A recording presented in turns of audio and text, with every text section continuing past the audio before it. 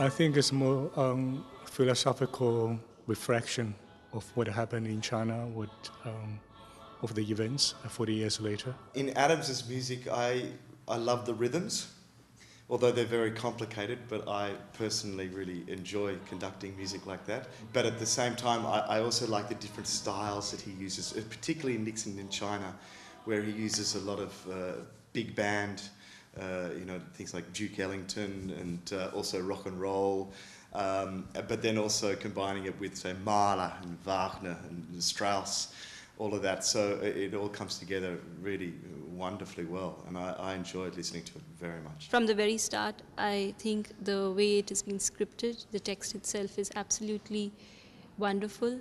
I mean, it's really precise. It not only does it capture the historical moment, it also captures the fragility of the human mind, the aspirations, the desires, the failures. It captures the dark and the political aspirations, and captures like the kind of emotional kind of fragility of the main characters.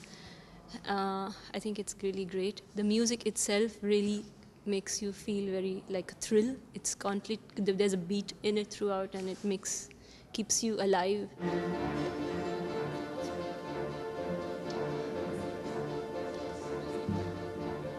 The Châtelet have found some wonderful Asian singers, and of course Sumi Zhou is, well, she's world-class, world-renowned, and I think that works really, really well. Also for the language, that of course they don't speak perfect English or pronounce it perfectly, although they all speak English, but of course it's with the accent, and that's quite nice to hear when it's when they're singing it.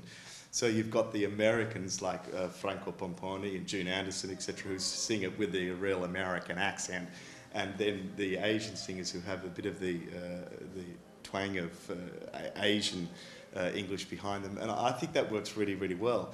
And it's great to have different cultures coming together, which is of course what the story was about. I grew up with Mao's propaganda, also with all those Mao's modern opera and ballet, and I practiced when I was young, and it's interesting to look back and to see, to have enough distance, to not have too much emotion, but look at what is interesting about it.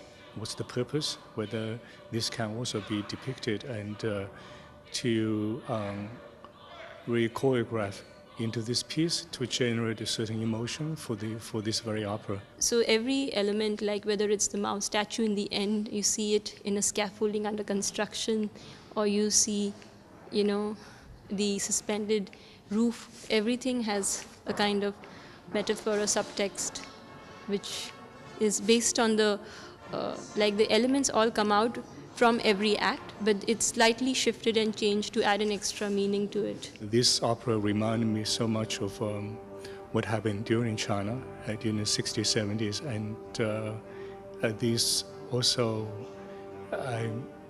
I'm trying to find a way to depict those experiences, to put on the stage, so that somehow there's a personal touch on the subject, also on about this opera as well.